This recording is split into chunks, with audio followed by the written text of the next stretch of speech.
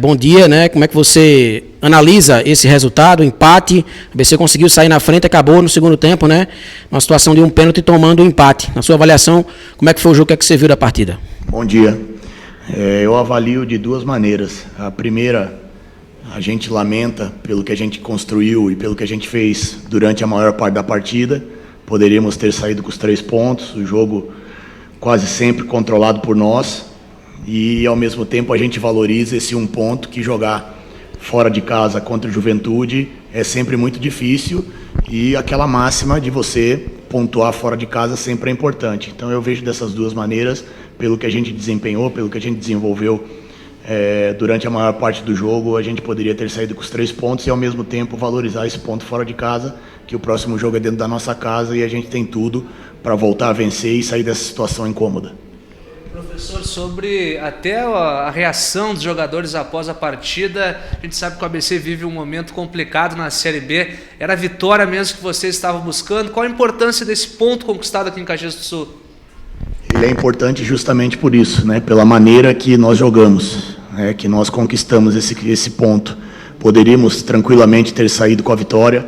Fizemos um primeiro tempo e acredito que 60% do segundo tempo tivemos o controle total da partida. Poderíamos aqui estar falando de um resultado positivo, até não só de 1-0, mas tivemos oportunidade para definir a partida e infelizmente não conseguimos, e também por mérito do adversário de buscar esse empate, né? Volto a falar, a equipe do Juventude, ela vem evoluindo, sempre é muito difícil, independente do momento do Juventude, sempre é muito difícil jogar contra o Juventude aqui em Caxias, e ao mesmo tempo a gente mostra que uma evolução nossa vem acontecendo.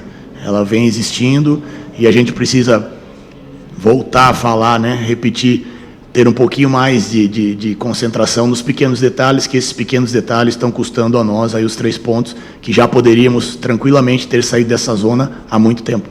Ô, professor, o conjunto do ABC tem funcionado, a verdade é essa, já há um certo tempo, né? O ABC consegue fazer coletivamente boas partidas, mas a individualidade ela continua prejudicando o todo, né? É a falha de um atleta num jogo, no outro é o outro. Hoje, infelizmente, foi o Richardson, né? O pênalti cometido. Jogo passado, o Afonso cometeu esse pênalti. Depois teve a expulsão também do Richardson no lance de que ele matou a jogada, até numa tentativa de não tomar também o segundo gol. O quanto que o senhor tem trabalhado, né? Acho que até já se fez essa pergunta em outras vezes, mas acho que é válido repetir agora, depois de mais uma vitória que escapou. Esse é o sentimento. Mas o quanto que você tem procurado ajustar essa situação para fazer com que a individualidade ela pare de uma vez por todas de prejudicar o caminho do ABC?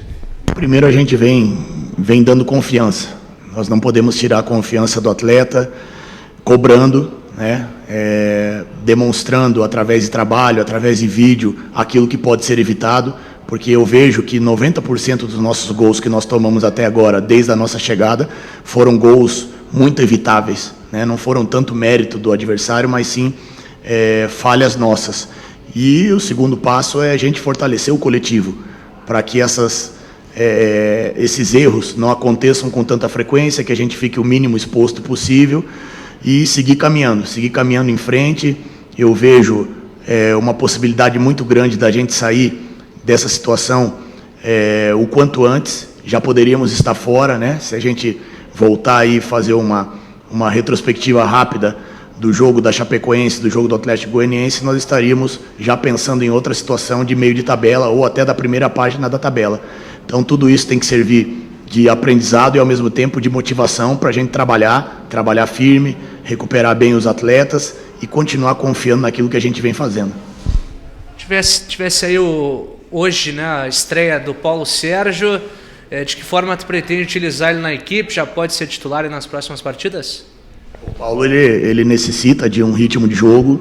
É um jogador que, na minha opinião, ele é acima da média, né, para a série.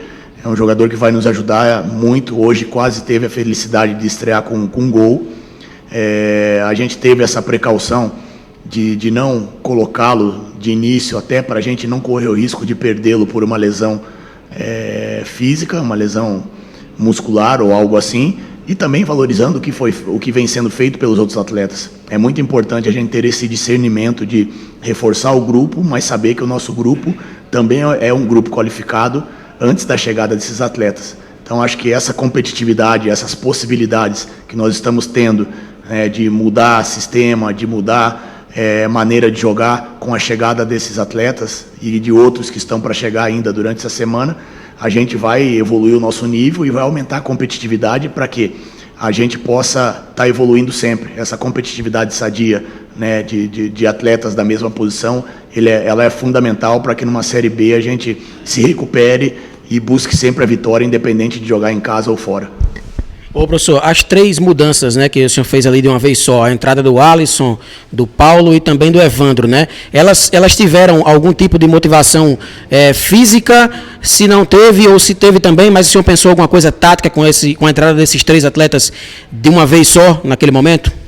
A gente procurou mudar um pouco a característica, né, o Evandro, ao contrário do Matheus, quando joga ali pelo lado do campo, o Evandro é um jogador já mais agudo, de velocidade, e a gente detectou que poderia aproveitar bem esse espaço nas costas do lateral direito do Juventude. A entrada do Paulo para dar uma sustentação e ter um poder de finalização melhor, né, que a característica é um pouco diferente da do Todinho. O Todinho é um jogador que flutua mais, que procura construir mais, abrindo espaço para quem vem de trás. E a entrada do Matheus, a mudança, né, de posicionamento do Matheus no lugar do Tony, também porque eu achei que a gente não rendeu com esses 3 atletas aquilo que a gente vinha rendendo nos últimos jogos. O Fábio, pela questão física, né, principalmente pela questão física. Então, e eu digo os 3 que a gente poderia ter feito um primeiro tempo melhor, mais consistente, o Tony, o Todinho e o Matheus, e mesmo não jogando 100% do que eles podem desempenhar, fizeram um ótimo primeiro tempo. E a questão do Fábio, a saída dele, uma pancada que ele levou, já estava desgastado fisicamente, porque é um jogador de muita intensidade, de muita movimentação sem bola, e é muito difícil ele ter essa condição de sustentar o tempo todo. Então, justamente por essas possibilidades, a gente acabou mudando, e cada vez mais que o nosso grupo vai se fortalecendo, essas mudanças vão ser também cada vez mais naturais. O professor, 3 atletas, né, acabaram ficando em Natal. O Wellington Reis, no boletim médico que a assessoria de imprensa mandou, disse que ele de fato teve um problema de lesão, por isso o motivo não veio. Mas nós sentimos também falta do Abraão, o zagueiro, e o Felipe Garcia também, atacante, né? Esses atletas, eles ainda fazem parte do elenco? Teve alguma motivação especial para não vinda deles aqui para Caxias? O Reis, realmente a questão dele é médica, né? E a questão também, se não me engano, da renovação ou não.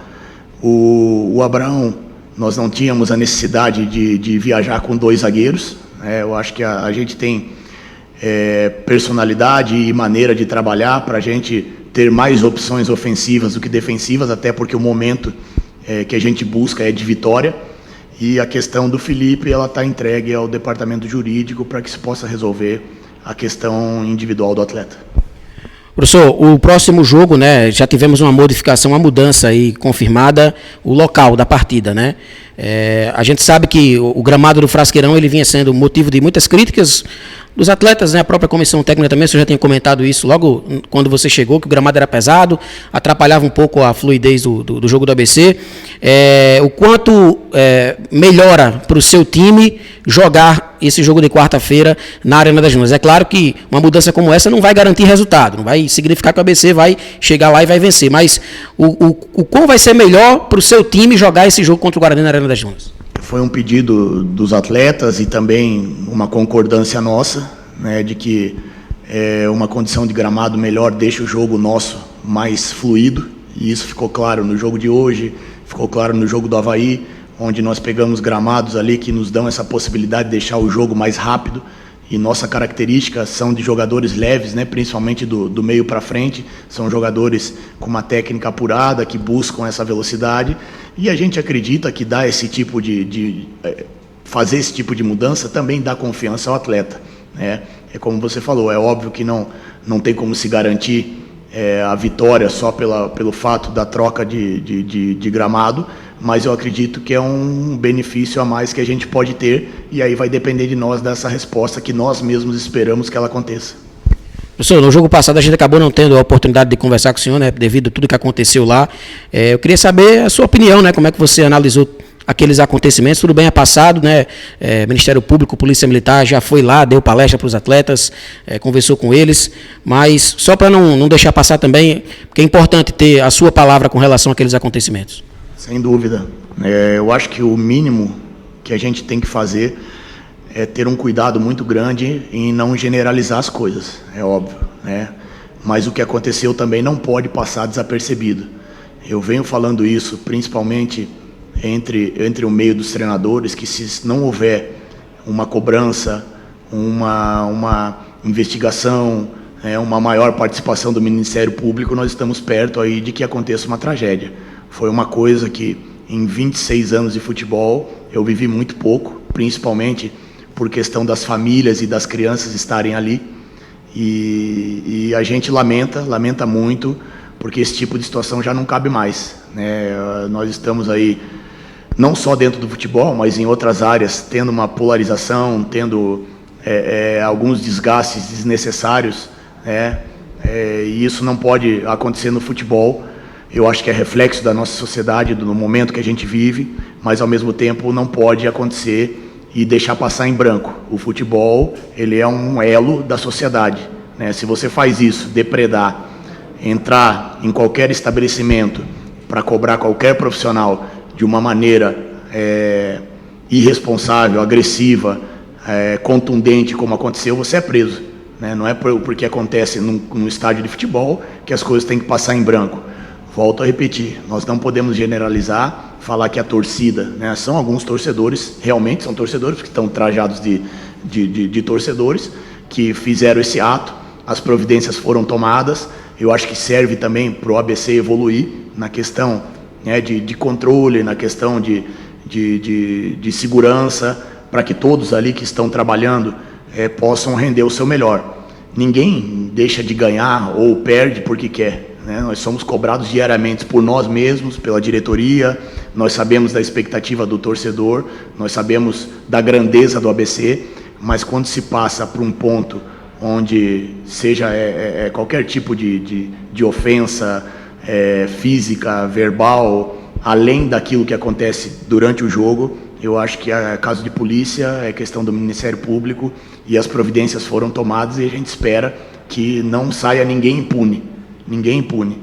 A cobrança do torcedor, ela tem que existir de uma maneira equilibrada, tem que existir de uma maneira desportiva, mas quando passa desse limite, a questão já é questão de polícia, é caso de polícia, como está sendo até agora, e eu tenho convicção de que esse tipo de situação não vai acontecer mais, porque o nosso torcedor é um torcedor apaixonado, e quando a gente é apaixonado, somos nós, dentro de campo, que representamos essa paixão. Então, você é apaixonado pela tua esposa, pelo teu marido, seja por quem for, você não vai procurar feri-lo, né? Você vai cobrar, mas ao mesmo tempo você vai entender que foi o casamento que foi escolhido e a gente tem que manter até o fim. E é isso que a gente vai procurar fazer, dar tranquilidade para os atletas, cobrar da maneira que tem que ser cobrada, mas ao mesmo tempo, o que for caso de polícia, eu espero com toda a minha vontade de coração que seja punido, que seja responsabilizado e que se diferencie o torcedor que torce, que cobra, daquelas pessoas que cometem crime.